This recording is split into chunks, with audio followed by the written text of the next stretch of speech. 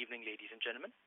A very warm welcome to ICICI Lombard General Insurance Company Limited's Q4 FY 2024 and FY24 earnings conference call.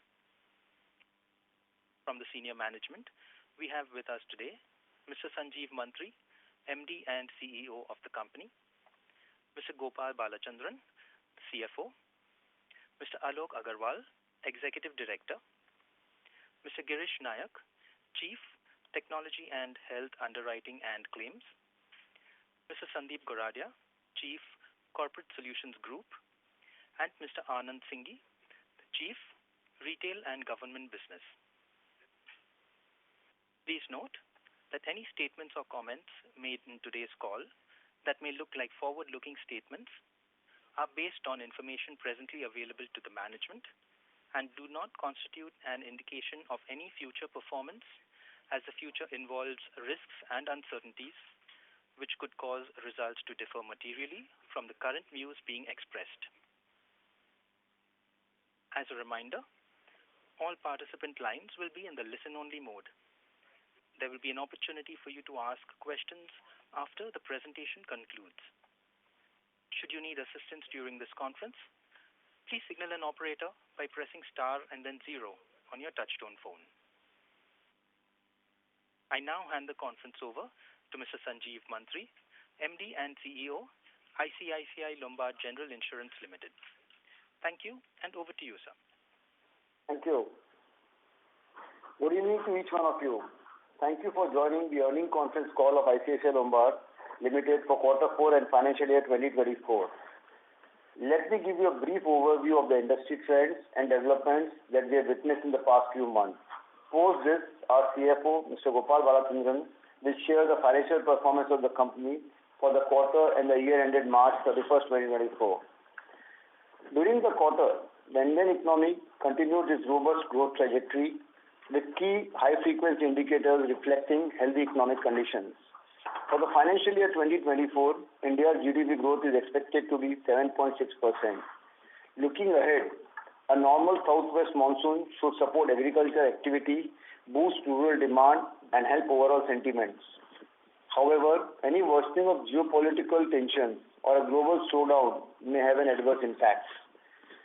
Now talking about auto industry, private car sales witnessed robust growth for the financial year 2024, aided by improved supplies and sustained customer demand. As per CIM data, over 4.2 million vehicles were sold in the year. The industry also saw a shift in the customer preference from entry-level cars to SUV. Thus, contribution of SUV in private car segment has gone up from 37% to 49% in last 2 years. As mentioned in the last earnings calls, uptick in rural demand saw two-wheeler sales grow by 25% in Q4 to touch 4.5 million. The annual two-wheeler sales also surpassed the financial year 2020 figure and stood at 18 million vehicles. During the year, around 1.7 million commercial vehicles were sold, which was driven primarily by good traction in infra and other core sectors. Health insurance continued to be the largest product segment for the industry. As per data published in the IRD annual report for financial year 2023, the growth in number of lives have been primarily driven by the group health business, and we expect this trend to continue for financial year 2024 as well. The commercial line of business witnessed growth supported by strong government capital expenditure related to infrastructure development. Consequently, engineering line of business witnessed a robust growth during the year. We remain optimistic that the industry will continue to grow given the favorable macros, regulatory changes, low penetration, and relatively positive consumer sentiments. Coming to performance, the general insurance industry delivered a year-on-year gross direct premium income growth of 12.8% for financial year 2024. Excluding crop and mass health, the growth stood at 14.8%. Overall, the combined ratio for the industry was at 112.2% for 9 months financial year 2024, as against 116.2% for 9 months financial year 2023. For motor, the combined ratio was at 118.2% for 9 months financial year 2024, as against 121.9% for 9-month financial year 2023. In our last earnings call, we had mentioned improvement in the industry combined ratio for motor for H1 financial year 2024 by 400 basis points to 119.4% from 123.5% for H1 financial year 2023. There has been a further improvement of 300 basis points for quarter 3 only in the combined ratio for motor at 115.9% as against 118.9% during the same period last year. The motor combined ratio for private players in Q3 financial year 2024 was at 110.7% versus 111.8% for the same period last year. This improvement indicates a semblance of discipline coming back to the market. As you may be aware, no motor TP hike has been announced for financial year 2025 as yet. We will be watchful of how the industry responds to this in coming days. Now I would like to touch upon certain regulatory announcements. On March 20th, 2024, after a comprehensive review of regulatory framework, the authority notified a number of principle-based prescriptions.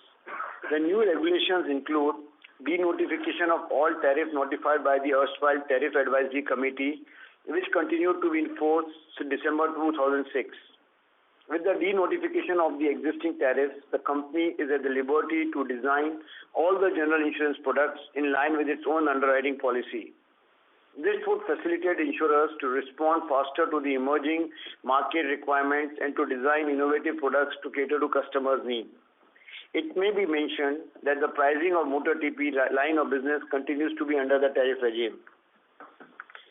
Rural, social sector and motor third-party obligation prescribes the minimum insurance business to be undertaken by the insurers. The compliance and measurement of these statutory obligations has been revised in order to enhance the insurance penetration. Bima Sugam Insurance Electronic Marketplace regulations allow for establishment of a digital public infrastructure, Insurance Electronic Marketplace. With this, the authority has set out a vision of democratizing insurance to achieve the goal of insurance for all by 2047. We believe the regulatory developments are favorable for the industry.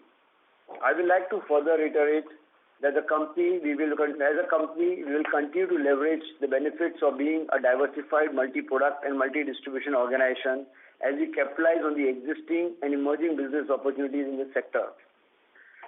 Now I will speak about the business impact for us in quarter 4 and financial year 2024. The company grew by 22% during quarter 4 financial year 2024.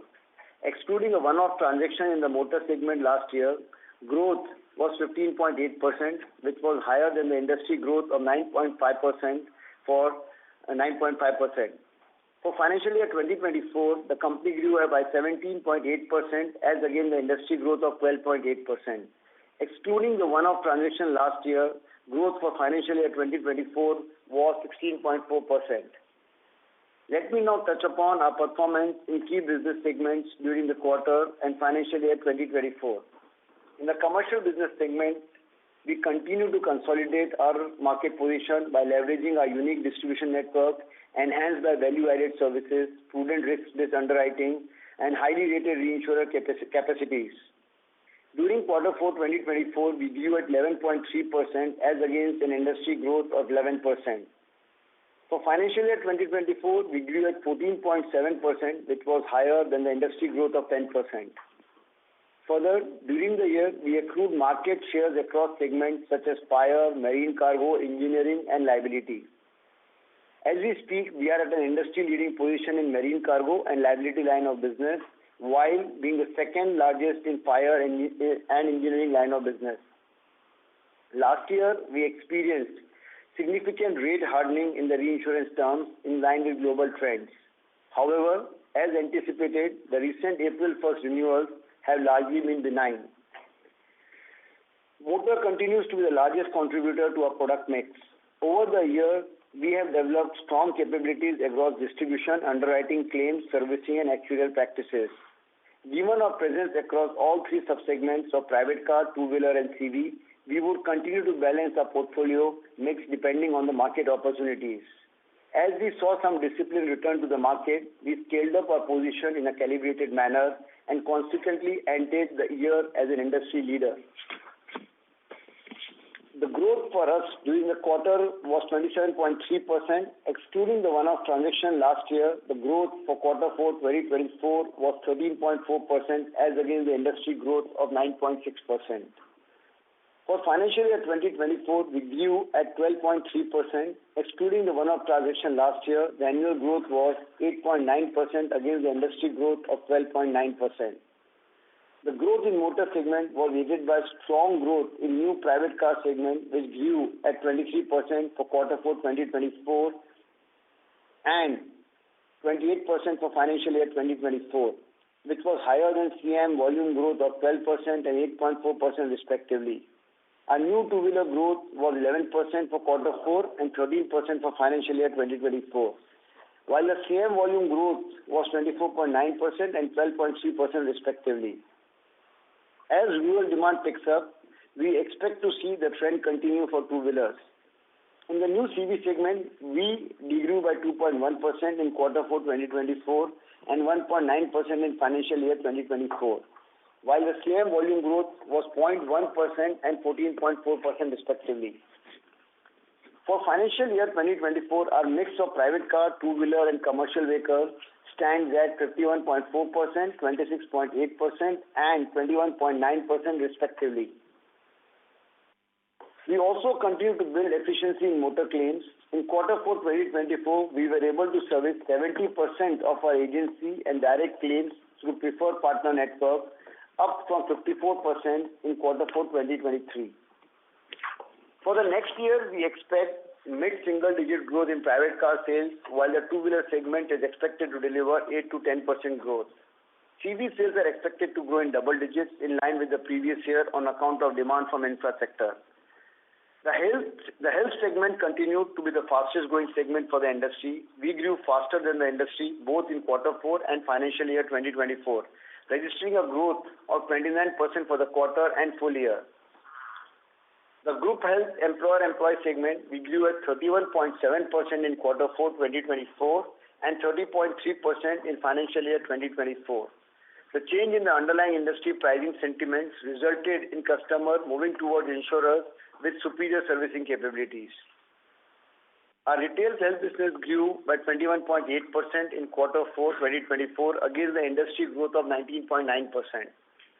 For financial year 2024, our retail business grew at 20% as against the industry growth at 19.1%. We would continue to invest in this segment in terms of human capital, technology and knowledge capital to further improve our market share. Our current retail agency manager count stands at 1,600. We will continue to strengthen our growth levers as we expect to achieve far more in this segment. Our bank insurance and key relationship grew at 16.7% for the quarter and 20.2% for the financial year 2024. Within this, ICICI Group distribution grew by 39.4% for quarter 4 financial year 2024 and 22.5% for financial year 2024. We will continue to deep mine our existing relationships by creating new value streams and at the same time focus on acquiring new relationships. During the year, we added over 80 banker partnerships. In our last call, we spoke about our vision of One Aisle, One Team. Under this, one of our initiatives that we have outlined in our One Aisle is our One Aisle, One Digital strategy. Through this, we aim to consolidate our customer-facing digital assets of IL Take Care, website and alliances along with our distribution-facing front end. This will allow us to exploit the synergies across all our platforms, which will result in benefits to the company. Our one-stop solution for all insurance and wellness needs, the IL Take Care app, has surpassed 9.3 million user downloads till date.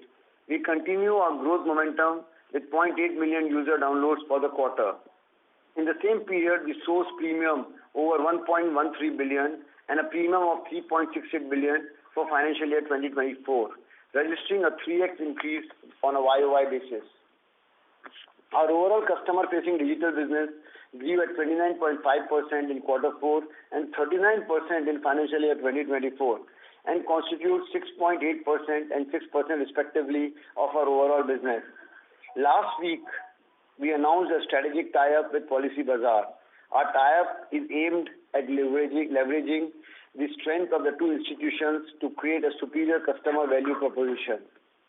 After transitioning to cloud, we have continued to make significant investments on modernization of our technology platform. Along with this, our core business and technology transformation Project Orion, is also underway. Project Orion would entail three pivotal pillars of reimagining processes with a digital-first approach, modernizing technology by shifting away from legacy systems, and enhancing stakeholder experience to superior engagement models. We are excited to share that we have kickstarted the transformation journey with some of our preferred line of businesses and are witnessing the initiatives shaping up nicely. We firmly believe Project Orion will be a key enabler on our vision of one IL, one team. As we embark on the new financial year, we will focus on leveraging our multi-product, multi-distribution strategy through effective use of data, digital advancements, and launching new products. We'll maintain focus on scaling up our profit pool while continuing to grow as one IL, one team. Now I would request Gopal to take you through the financial numbers for the recently concluded quarter and the year. Thanks, Sanjeev, and good evening to each one of you. I will now give you a brief overview of the financial performance of the recently concluded quarter and financial year. We have uploaded the results presentation on our website. You can access it as we walk you through the performance numbers. During the quarter, ICICI Bank acquired additional equity shares of the company. Consequently, the shareholding of the bank in the company has increased to more than 50%, and the company has become a subsidiary of the bank. Gross direct premium income of the company was at rupees 247.76 billion in FY24, as against rupees 210.25 billion in FY23, a growth of 17.8%, which was higher than the industry growth of 12.8%. Excluding crop and mass health, the GDPI growth of the company was at 17.1%, which was higher than the industry growth of 14.8% in FY24. GDPI of the company was at rupees 60.73 billion in Q4 FY24, as against rupees 49.77 billion in Q4 FY23, a growth of 22%. This growth was higher than the industry growth of 9.5%.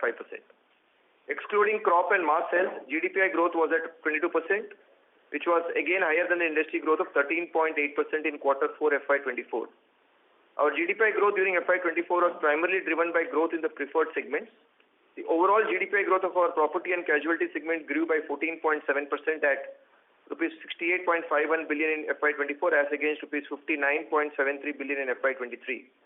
On the retail side of the business, GDPI of the motor segment was at rupees 96.34 billion in FY24 as against rupees 85.82 billion in FY23, registering a growth of 12.3%. The advance premium was at rupees 33.3 billion at March 31, 2024, as against rupees 33.04 billion as at December 31, 2023. GDP of the health segment was at rupees 61.71 billion in FY24 as against rupees 47.82 billion in FY23, registering a growth of 29.1%.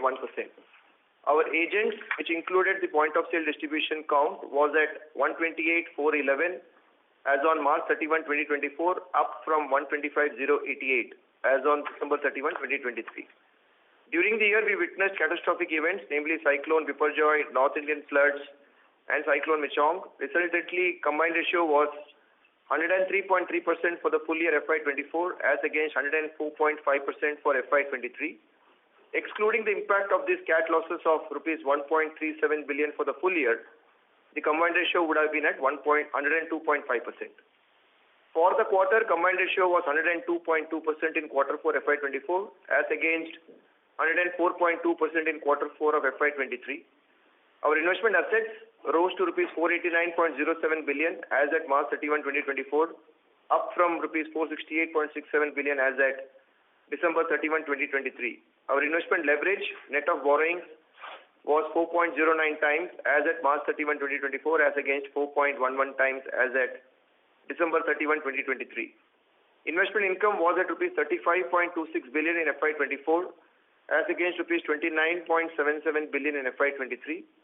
On a quarterly basis, investment income was at rupees 9.3 billion in Q4 this year, as against rupees 8.17 billion in Q4 of last year. Our capital gains, net of impairment on investment assets, stood at rupees 5.51 billion in FY24 as compared to rupees 4.53 billion in FY23. Capital gains net of impairment and investment assets stood at rupees 1.56 billion in Q4 FY24 as compared to rupees 1.59 billion in Q4 FY23. Our profit before tax grew by 21% at rupees 25.55 billion in FY24 as against rupees 21.13 billion in FY23. Whereas profit before tax grew by 21.9% at rupees 6.98 billion in Q4 FY24 as against 5.73 billion in Q4 FY23. Consequently, profit after tax grew by 11% at rupees 19.19 billion in FY24 as against rupees 17.29 billion in FY23. Excluding the impact of reversal of tax provision in Q2 FY23, profit after tax grew by 19.8% in FY24. Profit after tax grew by 18.9% at rupees 5.2 billion in Q4 FY24 from rupees 4.37 billion in Q4 FY23. The Board of Directors has proposed a final dividend of rupees 6 per share for FY24. This payment is, however, subject to approval of shareholders in the ensuing annual general meeting of the company. The overall dividend for FY24, including the proposed final dividend, is rupees 11 per share. Last year, the overall dividend was rupees 10 per share. Return on average equity was 17.2% in FY24 as against 17.7% in FY23. Return on average equity for the Q4 FY24 was 17.8% as against 17.2% in Q4 FY23. Solvency ratio was at 2.62 times at March 31, 2024 as against 2.57 times as at December 31, 2023. Continued to be higher than the minimum regulatory requirement of 1.5 times. As I conclude, I would like to reiterate that we continue to stay focused on driving profitable growth, sustainable value creation, and safeguarding interest of policyholders at all times. We would like to thank you all for attending this earnings call and will be happy to take any questions at this point. Thank you. Thank you very much. We will now begin the question and answer session. Anyone who wishes to ask a question may press star and 1 on their touchtone telephone. If you wish to withdraw yourself from the question queue, you may press star and 2. Participants are requested to please use handsets while asking a question. Ladies and gentlemen, we will now wait for a moment while the question queue assembles.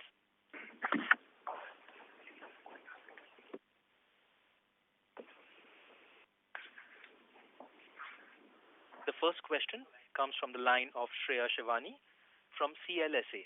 Please go ahead. Thank you, and congratulations on a good set of numbers. I have 3 questions. So first is on the overall growth outlook. So a health book for us has done quite well since past 2 years. Since FY22, the growth has been north of 25, 30, 40%, right? Expecting some moderation in growth going ahead, what will be the key drivers for growth in FY25, 26? Which segments would be driving majority of the growth, and how much higher than industry growth can we deliver in the years to come? Given that motor segment is still the combined ratio is still, though there has been an improvement and discipline has come in, but it's still quite a high combined ratio for one to expect us to grow very fast in the motor segment. So that's my first question on key growth drivers and how much faster than industry can we grow in FY25, 26. Second is on the motor TP segment, looking at the reserving triangles for the motor segment, TP segment specifically. So there has been a much higher reserve release in accident year 18, 19, 20. I mean, the trend looks much better than the previous prior year trend. So how should we read this data? Does this also significantly add to your FY24 loss ratio improvement on YOY basis, apart from more new cars being sold? So that's my second question. And sir, on the third question is on the combined ratio. We've done quite well on the combined ratio side, already at 100 for the Q4 that has gone by, much better numbers over there. So going ahead, what is our guidance on combined ratio? And one question that I'd also asked at the analyst meet about considering natural calamities as business as usual going ahead, does that change our combined ratio guidance in any way? These are my 3 questions. Thank you. I just let Gopal take the other one, and I'll tell you what is our view. Yeah. So I think if you look at on the first one, Shreya, I think if you look at it from an overall market perspective, I think as we have always been saying, we have always been looking at this business in the context of being a multi-product, multi-distribution setup, and therefore to that extent, different segment of businesses presents opportunities for growth, maybe at different points of time, and hence to that extent is where I think we have been able to kind of put in place a model in place by which we are able to leverage the growth potential. And it is in that context, when you look at the overall year gone by, I think we have been able to have an outperformance relative to the market growth. And if you look at in terms of how we are heading into the next year, I think there is a lot of positive momentum that we see from an overall market perspective as well. One, of course, this slew of regulatory reforms that we spoke as a part of the introductory remarks, I think that augurs well both from a market standpoint and even from the opportunity that it gives for ICICI Lombard, I think is very, very positive. Second, I think if you look at the thrust that the government is putting on in terms of, in general, looking at significant thrust of infrastructure development, that obviously presents a lot more opportunities on multiple segments of businesses, whether you look at it in the commercial line space, maybe for example, thrust on engineering projects to begin with. Obviously, to that extent, it kind of aids in logistics, transportation to again look at growth profitably. And more importantly, it is also expected to lead to, let's say, a higher number of jobs. And therefore, to that extent, it, as I said, kind of augurs very well in terms of the opportunity that one sees.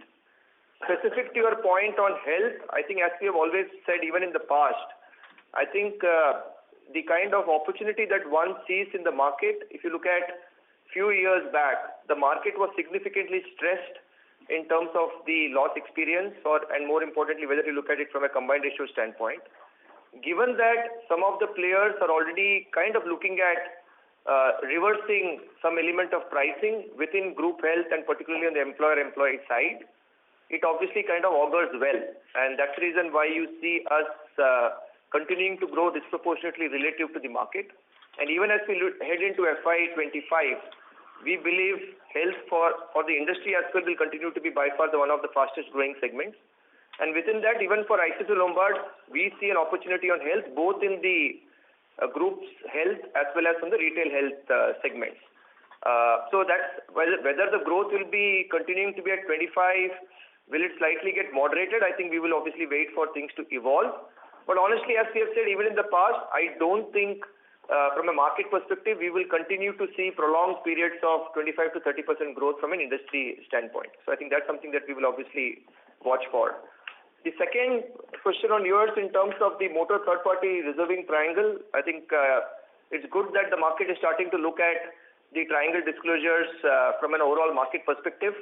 I think that again augurs well because then every company is being kind of put to appropriate level of scrutiny from a market perspective, and hence to that extent, it again augurs well from an overall market discipline. In terms of some of the, let's say, the releases that you spoke about, I think if you ask us, the way I would kind of respond to it is whether is there any change in the approach of our reserving philosophy? The approach is not changed. And in line with what we have been speaking even in the earlier quarters, I think the way to look at on the third-party book, as you rightly mentioned, is more on an annual basis. And in fact, if you recollect, even last time in the quarter's earnings call, we did speak about a range within which we see the loss experience play out for motor as a category. And just to kind of refresh that, we had said motor own damage loss experience is something that we see in the range of 60 to 65%. And motor third-party as a segment, we had said we would be kind of operating at a range between 65 to 70%. And both of that blended is where we had said motor as a category would run in that range of 64-65%. And if you look at the full year numbers, both on motor own damage as well as on motor third party, I think broadly the outcome of the book that we have been able to underwrite has been within that range that I just kind of refreshed. Having said that, one of the key deliverables that we would obviously watch for, which we put as a part of the introductory remarks, is on motor third party pricing. Now, as we speak, statement of fact is we have not seen a price change. So we will watch for development in that space, and therefore to that extent the risk selection will continue to be driven by some of the factors that we see as we speak in terms of no price increase thus far. So hence we will be guided more by that in terms of how we see the opportunity. The range of loss experiences is a function of what I kind of mentioned. Your last point on combined ratio. Yeah. I think Sure, clearly, I mean, the quarter four numbers on the combined ratio, which reads at 102.2, and thereabout, where does it place? The overall commentary in terms of what we have spoken, tailwinds available, sectoral reforms which are being initiated by the regulator, we see a play, and we do see that we can have a overall 50 basis improvement further to what we had said we will achieve as a team by quarter four of next year. But again, we will keep revisiting and absolutely will keep communicating, but we do see green shoots, and that kind of an improvement can come in overall for us as an entity. So what you're saying, basically by FY25 we were targeting 102. That can be 50 bps lower at 101.5 unless there is some other. And what about the catastrophe events? Are we still watching it, or have we come to a conclusion on how we should be dealing with it? Yes. So clearly, I think Gopal also in the past has been mentioning that the frequency of catastrophic event on an annual basis has got increased. And do we factor that when we speak about it? Yes, there is a level of factoring, but like last year was an exceptional one, which was more than the factoring. That's why we keep stating in terms of what would have happened if those CAT events would not have been in terms of quantum to that extent. See, we are in the business of writing risks. At a fundamental level, do we watch, do we factor? All of that is part of the process, but the extent of the event is something which we all await. We will keep you updated on that part, but there's some element which obviously is baked in when we see that we are overall expecting an improvement of 50 basis points. Okay, sure. So, thank you. This is useful. Thank you. Thank you. Ladies and gentlemen, we request you to please restrict your questions to 2 questions per participant. We have the next question from the line of Sanket Godha from Avendus Spark. Please go ahead. Thank you for the opportunity. I have 2 key questions. One question is with respect to the regulation. My understanding of that new obligation norms on motor TP seems to be more stringent than it was in the previous regime. So just wanted to understand whether we would be confident to fulfill the obligation of motor TP in the new norms. Is the point we wanted to, just wanted to understand and how we will achieve it. That's one question. And second strategic question which I want to understand is that you have highlighted about 1L. But if you want to quantify the number due to 1L, what are the synergies you are expecting to see either in the form of GWP growth because you are now aligning agents across the business segment or distribution across the segments, so you expect the synergies and if quantify the number in terms of GWP, additional GWP, or maybe an additional improvement in the expense ratio because of these synergies. And lastly, on data keeping, if you can share retail and group health loss ratio, and Gopal, to last point, sorry, that if the no TP price hike doesn't come, are you still confident that 65 to 70 motor TP loss ratio is achievable or not? Okay, so I'll take the first 2, and then the other one, the data that you're seeking in the last question, Gopal will come in and give it to you. In terms of the new TP regulations that have come in, in the insurance, the authority has clearly said that they're looking for insurance for all by 2047, and for that some initiation has to be done. The contours of how this will emerge for all of us has still to emerge. It's kind of work in progress, but that being said, we are multi-line, multi-product, well-distributed franchise with so much of retail. The amount of two-wheeler we do as an entity is humongous. So we are present. We would definitely back ourselves to achieve the objectives that are set by the regulator, but we would be speculating beyond the point as to where we will be placed till we have complete clarity in terms of what's expected from us. So that's point number 1.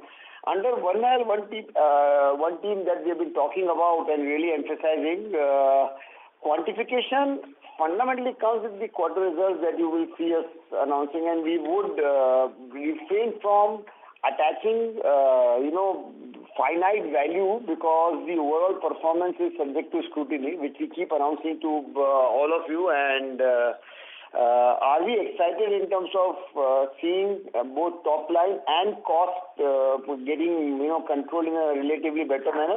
The answer is yes, definitely, and we do believe coming quarters will accrue, but we would not be culling it out and calling that this has happened because of this. Overall, the efficiency of the company will be will be reflected in how we perform as an entity, and there are multiple other aspects that come. We may have some genuine savings, we may choose to reinvest also that. So we would not like to dwell on those aspects. But Sanjeev, you gave a 50 basis point better guidance than what it was last year. So is it because of this 1L what you are trying to? Again, see, Sanket, what I would again rush into, I get from where your excitement is coming from. This would be one of the contours. We have always maintained that the industry sentiments also has to move in the positive direction. We have always maintained the fact that we would be an output of where the overall industry growth is and how our own placement is. So, is this an element that comes in and binds us together as an organization? 110% answer is yes. But to quantify this from this output, this much has come because of one team will not be fair is all I'm saying. So there are multiple things that go in that. For the other two questions that you had, I'll ask Gopal to revert to you. Yeah. So Sanket, on the health loss numbers, again I'll give you Q4 numbers first, and then I will give you the full year numbers. Q4 on the GHI, which is employer-employee segment, this is for Q4 of last year, which is FY23. That number is at 93.2%. That number for Q4 of this year is at 88.1%. And on a full year basis, for the same segment, I think the range that we have spoken about is to operate in the range of 94-95%. If you look at FY23, the overall loss ratio on the GHI side was 95.2%. And this year we are at about 93.7%. On retail health, again, just to kind of refresh, what we have talked about even in the past several quarters is we are comfortable operating in the loss ratio range, which is between 65 to 70%. In that context, when you look at the Q4 FY23 numbers, retail, which is on the indemnity side, that loss ratio was about 61%.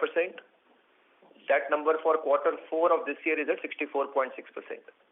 And on a full year basis, last year number was 64.1, and the current year number is at about 65.4. So that's in response to your second point on the health loss numbers. The last question of yours in terms of whether the range that I spoke about of 65 to 70% in the context of motor third party. So again, I think that's the range that we have kind of largely operated at. I think the only factor that I would say is in line with, again, what we have been speaking even in the past few quarters, as in to say that what we are seeing on ground is also maybe an increased preference of the courts to start giving compensation in favor of the victims of the insured. And therefore, so that's a trend that we will obviously observe. The other factor which would again, which we have again spoken of, which should be directionally positive, is also this whole 6 months law of limitation in terms of how that gets played out. Last year, of course, we did see some developments, and finally, as we have been saying, the matter is presently at the Supreme Court. Once the verdict comes out, I think we will again have to see in terms of how that gets played out on ground. So hence, there are again balancing forces in terms of ones that could possibly see or reflect an increase in the loss experience.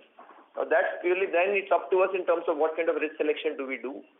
And the second is more a positive benefit, at least for ICICI Lombard from an overall ROE effectiveness standpoint. And hence to that extent, that should kind of aid us in terms of maintaining the loss ratio range of 65 to 70%. So there are a lot of moving parts. Now at this point of time, I think we would want to kind of stick with the 65 to 70% range. And of course, we will see some of these factors in terms of how that gets played out through the year. Perfect, Gopal. Thanks for your responses. Thank you. Thanks, Sanket. Thank you. Thank you. The next question is from the line of Nidhesh from Investec. Please go ahead. Thanks for the opportunity. First question is on IFRS. So any update? What are the timelines for the expected implementation of IFRS, and what will be the impact on our P&L and balance sheet of IFRS? So Nidhesh, I think again in line with what I had mentioned even in the last earnings call, I think we had said that we are pretty much progressing well in terms of doing the impact assessment, making sure that we get ourselves ready for the implementation, which is effective from FY25-26 financial year. And even last quarter, we did say that we will come back in maybe a couple of quarters time frame. So honestly, internally, while we are doing all of those and also watching for the developments in terms of all the necessary guidelines and standards getting issued in the context of the IFRS transition. So therefore, at this point of time, too early to call out, but as I've always maintained, I think we have clearly spoken about 3 or 4 key areas or aspects which is where we would likely to see the impact of transition play out in the context of IFRS. So that doesn't change, whether it is in terms of acquisition cost, whether it is in terms of discounting of reserves, whether it is in terms of mark to market on the investment book, and maybe for few set of companies which have kind of issued, let's say, stock units or stock options. So there will be an element of cost through the earnings. So those are 3 or 4 key areas where one would see an impact of the transition play out. Specifically to call out, I think we will come back and obviously keep all of you updated in terms of where we are on the IFRS transition. Sure. And secondly, in terms of solvency ratio, we are operating at a significantly higher number versus the regulatory threshold. And our ROEs have also now improved to 17 to 18%. So do you think of better utilization of capital going forward? No, of course, that's obviously something that we kind of is something that we always look for. I think one of the factors that you see which also led to, let's say, improvement in solvency and, of course, improvement in earnings over the last few years has been our approach to, as what Sanjeev has also been talking about, is to sustain profitable growth as a theme. And hence, in, let's say, relative to the market, I think we have been slightly going slow on some of the segments, and therefore, to that extent, we have not been able to completely utilize the solvency capital. What we are seeing is what we kind of put out as a part of the introductory remark, which is to say that on ground we are seeing semblance coming back in some of the segments where we have been a bit cautious, and therefore to that extent, as we see, let's say, incremental growth play out in line with our approach to continue to grow as well as kind of remain profitable. Obviously, there will be consumption of capital that one would see in terms of the way forward. And secondly, I think the approach or the philosophy that ICICI Lombard has always worked with is to be slightly more prudent in terms of the level of solvency that we want to maintain, given the fact that the Indian market still continues to operate on a Solvency 1 regime. While again, thanks to the regulator, they have been significantly working on getting the market again transition to a risk-based capital regime. Obviously, we will get to know more in terms of the firm date of implementation in terms of the transition. So hence, that's something again that we will see in terms of how does that result into insofar as the consumption of capital is concerned. So while we do see growth opportunities, and hence to that extent, we believe we will continue to use the capital judiciously. So and just lastly on the provision for diminution in value of investment of around 68 crores. What is the reason for that? And when we disclose the capital gain number, that is excluding this? Rejoin the queue for follow-up questions. Okay, sir. All right. Thank you. The next question is from the line of Prayesh Jain from Motilal Oswal. Please go ahead. Yeah, hi, good evening. So firstly, just a clarification, when you say 101.5 as a guidance, that is for the exit rate of Q4 of next year, or it's for the full year? Secondly, if I, just going back to one of the previous questions on the motor TP business, on your, the obligation, if the share of CV goes up, do you still believe that 65 to 70% guidance can be maintained? And within that, Gopal, time and again, we've seen Q4 loss ratios increase sequentially for motor TP. Is it just because of the adverse judgments that come in Q4, or what is it that really gives that kind of a loss ratio uptrend in every fourth quarter? I think those would be my two questions. Yeah, maybe I'll take the TP loss ratio part first. I think whenever there is, let's say, possible reduction in the TP loss ratios, the questions get asked the other way around. So, and therefore, to that extent, I think I have always kind of maintained that this is a book which is much more long tail in terms of loss development, and therefore to that extent, given the nature of the business, you will always see cyclicality/fluctuations in the loss experience of the book in terms of its outcome. So therefore, which is why I keep harping on looking at the numbers ideally over longer term, but definitely not between quarters. Look at it more on an annual basis. And as I keep saying, again, there are various factors that influences, let's say, the loss experience of the book. I think, so hence to that extent, you will get to see fluctuations in the TP loss ratios across quarters. On a full year basis is what I spoke about in terms of trying to maintain us operating at a segment, segment loss ratio in that range of 65 to 70%. Now coming back to your second part of the question in terms of link to motor third party is the obligation. Now, obviously, the obligation is something that is applicable to industry at large, and therefore, as a company, we have to make sure that we kind of meet those obligations. And I'm sure we will have in place a plan by virtue of which we are able to meet the regulatory expectations. I think the thought process in terms of where the regulator is coming out with the need to bring about this change is again very, very positive, because the whole thought process is to try and make sure that the industry kind of comes under the ambit of insurance, and to that extent, that's very, very positive. And if you're able to do as an industry, if you're able to work collectively and maybe bring the larger set of, let's say, uninsured vehicles within the ambit of insurance, that to my mind is a great positive. And hence, to that extent, I think we would obviously work and make sure that we're able to meet those obligations on the third party side. To the first part on the combined ratio part, I think obviously yes. I think directionally the lens that we have talked about, Prayesh, is that we have been saying that directionally the trajectory for us is to bring down the combined over a period of time, and obviously this has to be looked at in the context of how we see the market environment operate at. Which is why I think even as a part of the introductory remark, we did point out to say that the market is clearly showing signs of, at least from the reported numbers on a 9-month basis, there is almost a 400 basis point improvement in combined from an overall market perspective. And within that, one of the key segment which has been a larger contributor of significant competitive intensity has been motor. Now that's again a segment which has, again, not just on a half-yearly basis, even if you look at the quarter 3 numbers for the market, that's again shown an improvement of almost about 300 basis points. So which is why I think we kind of put out to say that there seems to be some kind of a semblance coming back, and that's also getting reflected in terms of the growth numbers that many of these players were exhibiting in terms of competitive aggression. Clearly you can see many players are starting to kind of pull back. So that gives us possibly some kind of a confidence in terms of how do we look at achieving that the combined objective that we laid out. And hence to that extent, even in the past, I think what we have maintained is, if the market environment is favorable, there is no reason why we would not be able to accelerate the expectations of combined, and that is where we are. That is why we stand, and in all fairness, we hope to kind of achieve the thought process that we laid out from a combined perspective.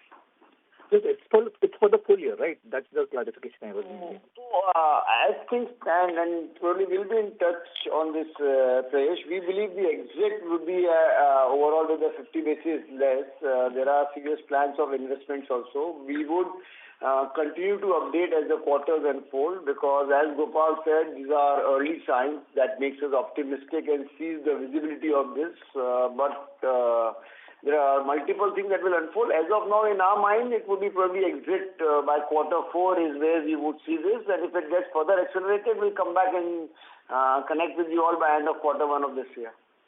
Great, thanks and all the best. Thank you. We have the next question from the line of Madhukar Ladha from Nuvama Wealth. Please go ahead. Hi, congratulations on a good set of numbers.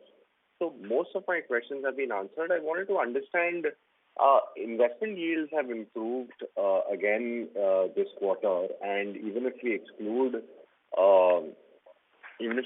the capital gains, we're doing quite well. So what is the number that we should be sort of looking at in this? And what is the duration? How are we driving this actually? That is one question on my end. Thank you. Yeah, sure, Madhukar. Gopal. Yeah. So again, Madhukar, I think again I would kind of respond this in the context of, I'm sure you guys know it far better. I think obviously investments have to be looked at in terms of its return profile over a period of time. And hence, to that extent, is how what we keep saying is to look at market opportunities in terms of having a blended mix of the right asset classes between both fixed income and equity. And that's what we have been kind of looking at over the period of time in terms of realizing the opportunities. Now, specifically to answer your point on what led to, let's say, the increase in the interest yield or let's say the overall return on the portfolio, it is in line with the higher interest rate regime that we have seen. And obviously one leverages the opportunity, and even if you look at historical past, in terms of what kind of a mix of our overall returns have been in terms of interest accruals to let's say capital gains, that mix has broadly been on the interest accrual side in the range of 75 to 80%, and on the capital gain side, a number that could range between 15 to 20, 25% around that kind of a threshold.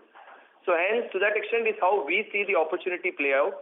And specifically, if you look at our yield to maturity, on the fixed income side, the yield to maturity currently stands at about 7.4%. So hence, and that's the opportunity that one was able to seize in the market. And now, can we sustain this? Obviously, we will have to wait and see how the interest rate cycle play out. There are clear expectations that you will start seeing some kind of a rate reduction cycle play through at some point of time. Again, we are positioned well even to capitalize that opportunity. But what could happen at those points is our ability to reinvest those realized flows will obviously get invested at a lower return on the accrual side. But obviously, we are well positioned to capitalize the opportunity from a capital gains standpoint.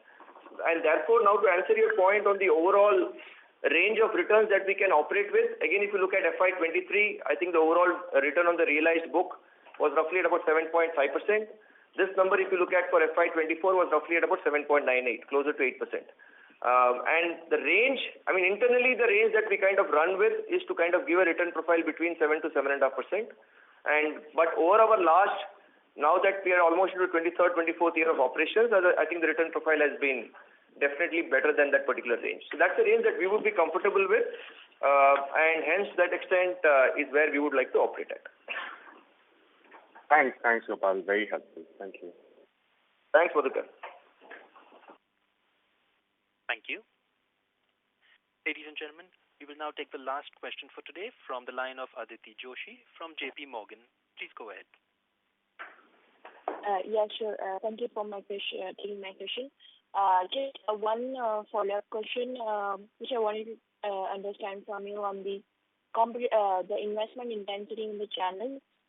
So for the full year 2025, what is the outlook has been of the investments in the channel? In terms of the intensity, are you going to increase further, or just wait for the investments in the last couple of years to fructify, and then just some guidance on that will be helpful? So Aditi, again, if you look at, I think what we put out, even as a part of the introductory comment is, I think, just to kind of refresh again, I think we always looked ourselves as a multi-distribution company, and therefore, to that extent, is how we see opportunity play out across different channels. If you ask us, would we stay entrenched with each of these channels, the answer is a clear yes. I think insofar as, let's say, as we see new motor vehicle sales gaining momentum, and therefore to that extent, obviously, we will kind of leverage on the access/partnerships that we have been able to create historically of working with OEMs/ more importantly, the dealership touch points. And that's the reason if you look at across years, the proportion of dealership access that we have had out of the total number of dealerships as a country, again, just to kind of refresh, that number used to be between 50 to 55% at the time when we did our listing. Currently, we have been able to reach that number closer to slightly upwards of 65% in terms of the total number of dealerships. So that will continue to be an important channel of distribution. Agency, which kind of encompasses between motor, health, SME, has always been an area of opportunity, and that's a segment which obviously we have been kind of expanding a lot more. And clearly we have seen benefits of the investments play out, whether you look at on SME, I think the growth rates over the last several years have been very positive. Even on, let's say, I would say agency motor, I think that's a segment where we have talked about trying to create a balanced mix between dealership, agency, and let's say our direct distribution. So hence to that extent, obviously we will continue to leverage on motor agency specifically. And in specific, since we're talking in the context of agency, retail health is always a positive opportunity that one sees. And that's the reason why we put out that number of the headcount that we have on our own health agency managers, which is currently at about 1,600. And we would want to continue to see expansion in that particular space. So you will obviously see a lot more expansion initiatives being undertaken in the context of retail health, and therefore to that extent that should logically translate into an improved market share in that particular segment. While even this year we would have loved to have done better, but honestly we have not been able to completely leverage the opportunity that one sees. But given the fact that we have been able to strengthen our leadership team as well, I think one would expect a lot more to happen in terms of expanding distribution, launching new products, and obviously strengthening the technology deliverables. So that's agency will continue to be a very, very important channel of sourcing. And Sanjeev in the last earning calls did speak about one IL, one digital channel, and therefore that will again continue to be a very, very important channel of sourcing. And if you look at just from the current year standpoint, the overall contribution of the digital opportunity that spans across IL Take Care, website, alliance partners, etc., that contribution has been almost in the range of about 6 to 7% of the overall revenues. And that's again kind of compounding well in excess of almost about 20% year on year. So all in all, I think it is going to be a combination of all channels. I think there is going to be thrust of investments in each of them. If you ask me which channel will by far gain the maximum traction, obviously retail health is an area where we would want to kind of significantly leverage faster. And then of course we have the digital opportunity that one sees, and then we will continue to leverage on the other channels. And more importantly, I did miss one of them, which is the bank partnerships. I think again that will be a very, very important area of sourcing. And within that, ICICI Group will be a very, very important contribution for us. And hence, we would obviously want to leverage on each of these channels of distribution. Sure. Thank you very much. Can I just squeeze in one more? Can you please share your outlook of the health pricing, both in the retail and the group? That would be helpful. Thank you. Outlook on health? Pricing. Pricing? The health insurance pricing, yeah, in both the retail segment as well as in the group. I think it's a function of loss ratio, and as you said, we will continue to be a prudent underwriter in both the segments. Most of the industry, including us, have taken a hike on the retail health side last year. So we would believe, as things stand, we would like to operate in this range, and while we will obviously keep revisiting in terms of frequency as well as the loss ratio that comes along with it, but that's what our view on retail health is. The group health is far more dynamic and driven by multiple, factors in the market. Is it holding up overall? Yes, there has been some bit of a discipline that continues to exist, and if that's what stays, then we would obviously stay relevant. If it does not work out for us, we would not hesitate to move away and let go that business if it's not making sense. That clarity we have.